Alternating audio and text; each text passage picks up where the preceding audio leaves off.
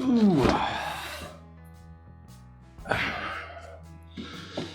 Yet another box to unpack. I hate doing this. So boring and tedious.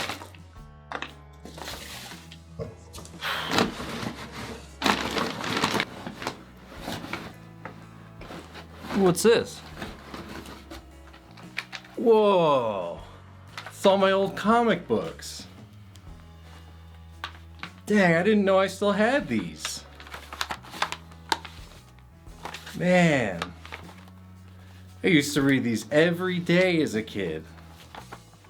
These really brought me a lot of joy. Got me through a lot of tough times as a kid. I remember anytime I was feeling sad, I would just run into my room and read one of these. Just try to get through it. I guess these were pretty important to me. It's weird. I'm older now and I completely forgot about them.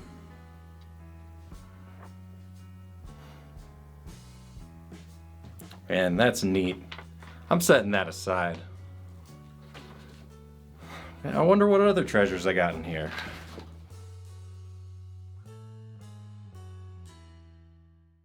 On its surface, Unpacking is a very simple game. It would have been enough if organizing objects room by room was the whole experience, but there's a story here. A story told subtly that allows the player to fill in some of the gaps themselves. It's a tale about growing up, heartbreak, learning about yourself, and maturing as a person. Unpacking was developed by Witchbeam, an indie game studio based in Brisbane, Australia. In 2018, Ren Breyer was moving in with co-director and partner Tim Dawson when she realized through that experience there was potential for a game to be made. The experience of unpacking one's own belongings without knowing what's in the boxes. What's in the box?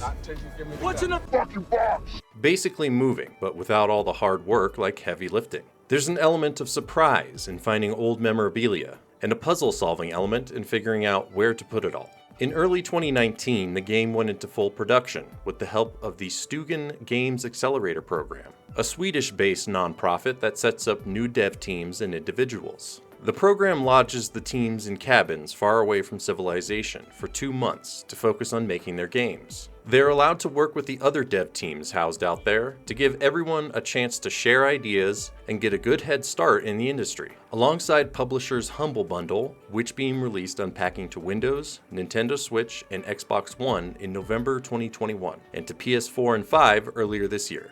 The story takes place in a series of living situations that the main character moves into. The player is an unnamed woman starting a photo album, detailing her childhood through adulthood. The album is filled with pictures of different rooms she lived in, and the stuff she took along the way. You'll notice that most of the items change, but a select few are kept. Several other characters are introduced along the story, all of whom have a significant impact on our protagonist's life. Vicariously, we experience the relationships and life stages our heroine goes through. Beginning in 1997, your character moves into their childhood bedroom. After that, we travel to 2004, where the protagonist is moving into their first apartment for college. Or uni, as them fancy Australians call it.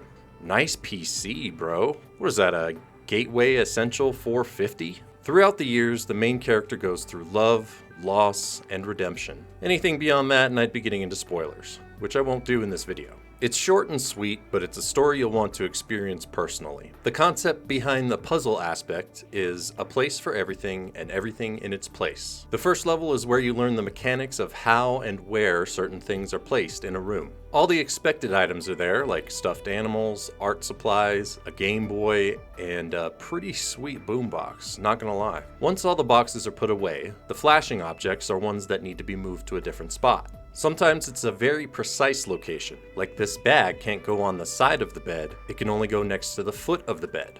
I guess you can't make it too easy. You can stack, reorient, or shove aside anything that may be in the way. Figuring out where each item belongs is a big process of elimination, so you end up trying one item in a bunch of different places and different rooms. Certain things have variability in where they can go, but most items have set destinations. I figured putting the Foreman grill near the bathtub was an efficient way to clean and feed yourself, but the game doesn't seem to agree. Ah, yeah. Oh, this is genius. By cooking and bathing simultaneously, I'm able to save so much time. Why didn't I think of this before? What could possibly go wrong?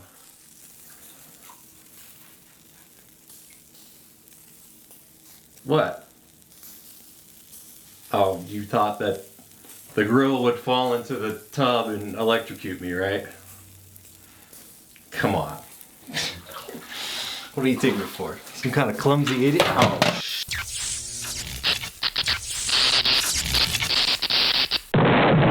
The pixel art style is really well done. It manages to look both crisp and retro. It must have taken a while just to animate the backgrounds in the windows. You can zoom in pretty close, but it loses some fidelity at that point, which is standard for pixel graphics. Doesn't really help when you're trying to figure out what a particular item is though. The fridge magnets had me kind of stumped for a few minutes. Using the photo mode, you can screenshot the rooms and apply filters with styles like 16-bit or black and white. There are a few accessibility options available. The fact that there's almost never text on screen removes the language barriers and makes it easier for folks with comprehension issues. There's even a freestyle setting where you can just go wild and put things wherever you want. A lot of focus was given to accessibility in Unpacking's design. Almost anyone can get into it, being that it's a point and click with no need for a keyboard. The sound design really steals the show here though. The soundtrack was written by Jeff Van Dyke, with a part live instrument, part synthesizer style. A lot of acoustic guitar riffs mixed with bit-crushed melodies, reminiscent of NES music. Van Dyke has been a games composer for just over 30 years. You may have heard his work in little unknown titles like the Total War series or Alien Isolation. The music is down-tempo, relaxing, and mixed flawlessly. Each level has a different mood that is reflected in the tracks. Depending on the life event the main character has gone through, the music may be upbeat or melancholy. Over 14,000 Foley effects had to be recorded and edited, which is an intense amount even for big budget games. Depending on what surface an item is being lifted from or set down on, that item will make a different noise.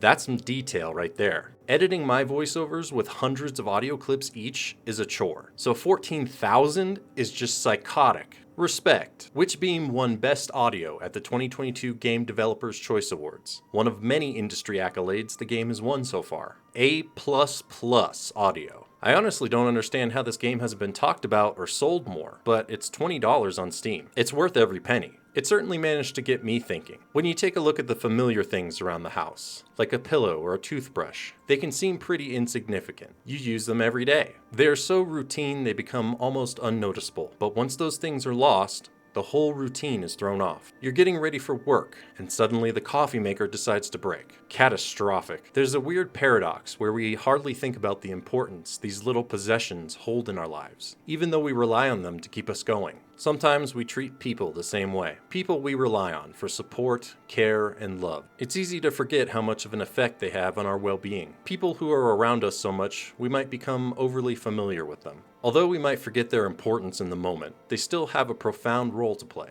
For the most part, people and things come into our lives and leave as fast as they arrived. The ones that mean the most to us, we try to keep around. Those trinkets that left such an impression on us, we hold on to them even after they stop working. The people we loved but are no longer with, that we hold in our hearts dearly. Only once they are gone do we really see the value in having been there for us. It's important to appreciate those folks when you can. A lot can change in a lifetime. We can learn who we are through others. It can be a messy process and involve some work, but once we've moved through challenges, our values and identity become more clear. Our grasp on who we are becomes stronger.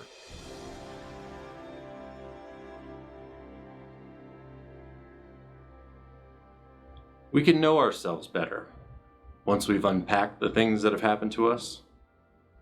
When we remember the lives we have touched, and the lives who have touched us. Thanks for watching.